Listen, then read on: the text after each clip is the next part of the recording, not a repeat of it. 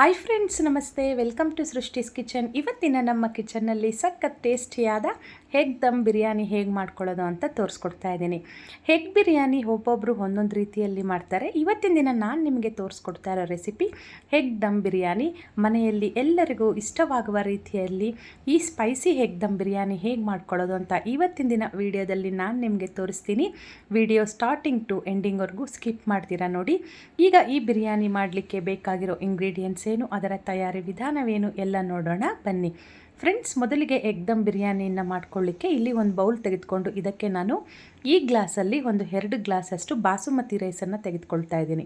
ಬಾಸುಮತಿ ರೈಸಿಂದನೂ ಮಾಡ್ಕೋಬೋದು ಅಥವಾ ಮಾಮೂಲಿ ನಾವು ವೈಟ್ ರೈಸ್ಗೆ ಯೂಸ್ ಮಾಡ್ತೀವಲ್ಲ, ಸೋನಾ ಮಸೂರಿ, ಅದರಿಂದನೂ ಮಾಡ್ಕೋಬೋದು.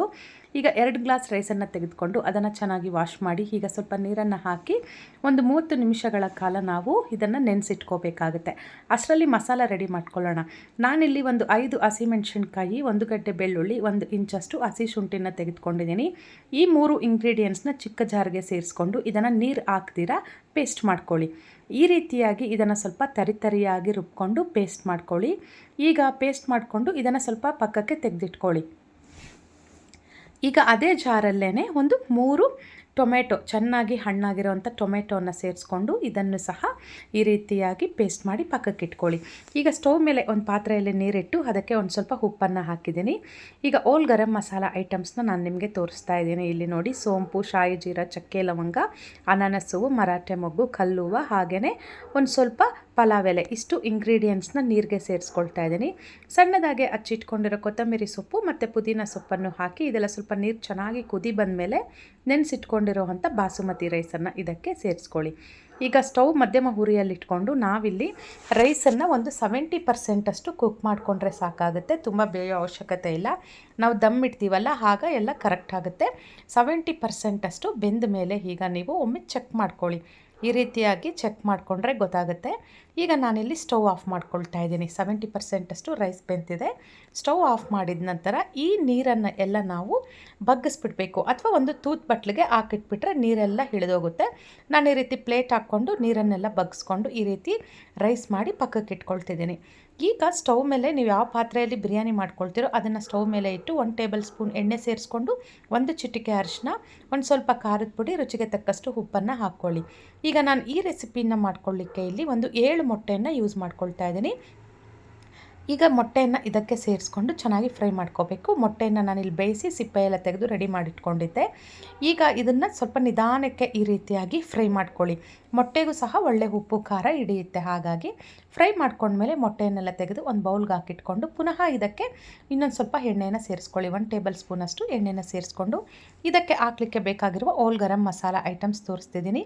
ಚಕ್ಕೆ ಲವಂಗ, ಏಲಕ್ಕಿ, ಸ್ಟೋನ್ ಫ್ಲವರ್, ಶಾಯಿ ಜೀರ, ಸೋಂಪು, ಪಲಾವ್ ಎಲೆ, ಕಸೂರಿ ಮೇಥಿ, ಇಷ್ಟು ಇಂಗ್ರೀಡಿಯೆಂಟ್ಸ್ನ ಸೇರಿಸ್ಕೊಂಡು ಇದನ್ನೆಲ್ಲ ಸ್ವಲ್ಪ ಫ್ರೈ ಮಾಡ್ಕೊಳ್ತಿದ್ದೀನಿ. ಈಗ ಇದು ಫ್ರೈ ಆದಮೇಲೆ ಪೇಸ್ಟನ್ನು ಹಾಕ್ಕೊಳ್ಳೋಣ. ಶುಂಠಿ, ಬೆಳ್ಳುಳ್ಳಿ, ಹಸಿಮೆಣ್ಸಿನ್ಕಾಯಿ ಹಾಕಿ ಪೇಸ್ಟ್ ಮಾಡ್ಕೊಂಡಿದ್ವಲ್ಲ, ಈ ಪೇಸ್ಟನ್ನು ಇದಕ್ಕೆ ಸೇರಿಸ್ಕೊಂಡು ಅದರದ್ದು ಹಸಿ ವಾಸನೆ ಹೋಗೋವರೆಗೂ ಚೆನ್ನಾಗಿ ಇದನ್ನು ಫ್ರೈ ಮಾಡ್ಕೊಳ್ಳೋಣ. ಆನಂತರ ಟೊಮೆಟೊನ್ನು ಸಹ ರುಬ್ಬಿಟ್ಕೊಂಡಿದ್ದೀವಲ್ಲ, ಆ ಪೇಸ್ಟನ್ನು ಸಹ ಇದಕ್ಕೆ ನಾವು ಸೇರಿಸ್ಕೊಳ್ಳೋಣ. ಇದಕ್ಕೆ ಈರುಳ್ಳಿ ಹಾಕೋ ಅವಶ್ಯಕತೆ ಇಲ್ಲ. ಕೊನೆಯಲ್ಲಿ ಫ್ರೈಡ್ ಆನಿಯನ್ ಯೂಸ್ ಮಾಡ್ಕೋಬೇಕು. ಅದಕ್ಕಾಗಿ ಸ್ಟಾರ್ಟಿಂಗಲ್ಲಿ ಈರುಳ್ಳಿ ಹಾಕಲಿಲ್ಲ. ಈಗ ಇಲ್ಲಿ ಟೊಮೆಟೊ ಪ್ಯೂರಿನ ಹಾಕಿದ್ಮೇಲೆ ಇದನ್ನು ಸಹ ಸ್ವಲ್ಪ ಚೆನ್ನಾಗಿ ಇದನ್ನು ಫ್ರೈ ಮಾಡ್ಕೊಳ್ಳಿ. ಹಸಿ ವಾಸನೆ ಹೋಗೋವರೆಗೂ ಚೆನ್ನಾಗಿ ಫ್ರೈ ಮಾಡ್ಕೊಂಡಿದ ನಂತರ ಈ ರೀತಿ ಎಣ್ಣೆ ಬಿಡಲಿಕ್ಕೆ ಶುರುವಾಗುತ್ತೆ. ಆಗ ಇದಕ್ಕೆ ಒಂದು ಅರ್ಧ ಕಪ್ಪಷ್ಟು ಗಟ್ಟಿ ಮೊಸರನ್ನು ತೆಗೆದುಕೊಂಡು ಹಾಕ್ಕೊಂಡು ಎಲ್ಲ ಚೆನ್ನಾಗಿ ಈ ರೀತಿಯಾಗಿ ಮಿಕ್ಸ್ ಮಾಡ್ಕೊಳ್ಳಿ. ಈ ರೀತಿ ಎಲ್ಲ ಚೆನ್ನಾಗಿ ಮಿಕ್ಸ್ ಮಾಡ್ಕೊಂಡ್ಮೇಲೆ ಈಗ ಇದಕ್ಕೆ 1 ಟೀ ಸ್ಪೂನಷ್ಟು ಅಚ್ಚ ಖಾರದ ಪುಡಿ, ನಿಮ್ಮ ಖಾರಕ್ಕೆ ತಕ್ಕ ಹಾಗೆ ನೀವು ಹಾಕ್ಕೊಳ್ಳಿ. 1 ಟೀ ಸ್ಪೂನಷ್ಟು ಧನಿಯಾ ಪುಡಿನ ಸೇರಿಸ್ಕೊಳ್ತಾ ಇದ್ದೀನಿ. ಒಂದು ಅರ್ಧ ಟೀ ಸ್ಪೂನಷ್ಟು ಜೀರಿಗೆ ಪುಡಿನ ಹಾಕ್ಕೊಳ್ತಾ ಇದ್ದೀನಿ. 1 ಟೀ ಸ್ಪೂನಷ್ಟು ಬಿರಿಯಾನಿ ಮಸಾಲ ಪೌಡರ್ನ ಸೇರಿಸ್ಕೊಳ್ತಾ ಇದ್ದೀನಿ. ಈಗ ಇಷ್ಟು ಇಂಗ್ರೀಡಿಯೆಂಟ್ಸ್ನ ಹಾಕಿದ್ಮೇಲೆ ಎಲ್ಲ ಚೆನ್ನಾಗಿ ಫ್ರೈ ಮಾಡ್ಕೊಳ್ಳಿ. ಈ ರೀತಿಯಾಗಿ ಎಲ್ಲ ಚೆನ್ನಾಗಿ ಫ್ರೈ ಮಾಡಿಕೊಂಡು ಸೈಡಲ್ಲೆಲ್ಲ ಎಣ್ಣೆ ಬಿಡಲಿಕ್ಕೆ ಶುರುವಾಗುತ್ತೆ. ಅಂಥ ಸಮಯದವರೆಗೂ ಇದನ್ನು ಫ್ರೈ ಮಾಡ್ಕೊಳ್ಳಿ.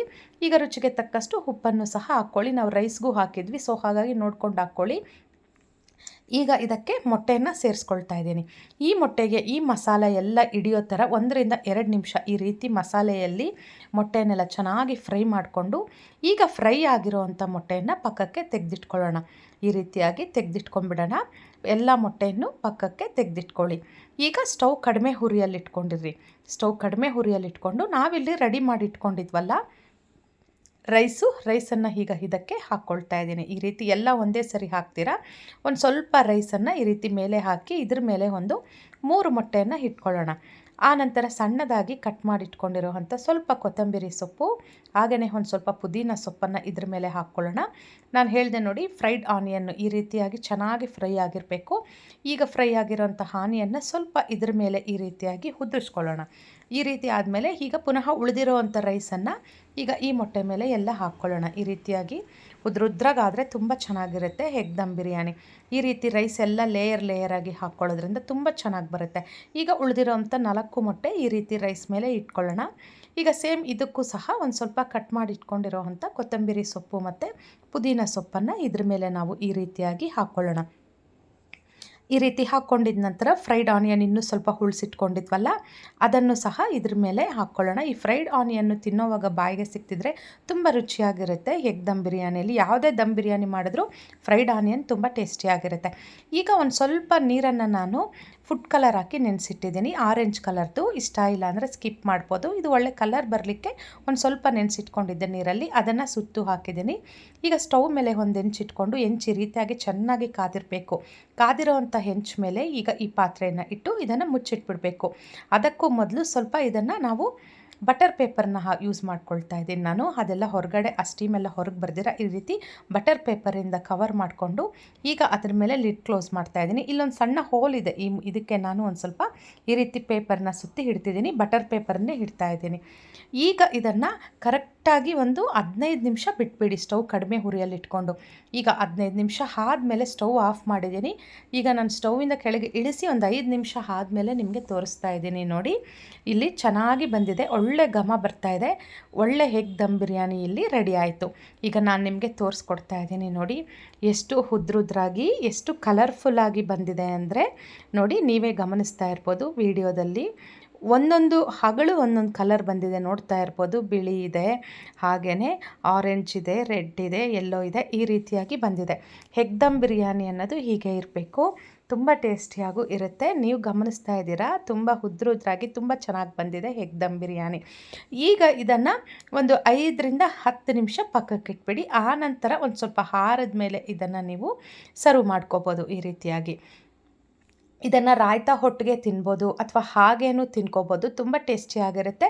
ಈರುಳ್ಳಿ ಮತ್ತು ಸೌತೆಕಾಯಿ ನಂಚ್ಕೊಳ್ಳೋಕ್ಕೆ ಇದ್ದು ಹಾಗೆ ತಿನ್ಕೊಳ್ಳೋಕ್ಕೆ ಇಷ್ಟ ಇದ್ದವರು ಹಾಗೆ ತಿನ್ಬೋದು, ಅಥವಾ ಮೊಸರಿನ ಪಚ್ಚಡಿ ಹೋಳಿಗೆ ತಿನ್ನೋಕ್ಕೆ ಇಷ್ಟಪಡೋರು ಅದನ್ನು ಸಹ ಮಾಡ್ಕೊಂಡು ತಿನ್ಬೋದು. ನೋಡಿದ್ರಲ್ವ ಫ್ರೆಂಡ್ಸ್, ತುಂಬ ಈಸಿಯಾಗಿ ಎಗ್ ದಮ್ ಬಿರಿಯಾನಿ ಹೇಗೆ ಮಾಡ್ಕೊಳ್ಳೋದು ಅಂತ. ಈ ರೆಸಿಪಿ ನಿಮ್ಗೆ ಇಷ್ಟ ಆಗಿದ್ದಲ್ಲಿ ಲೈಕ್ ಮಾಡಿ, ಶೇರ್ ಮಾಡಿ, ಹಾಗೆ ಸಬ್ಸ್ಕ್ರೈಬ್ ಮಾಡ್ಕೊಳ್ಳಿ.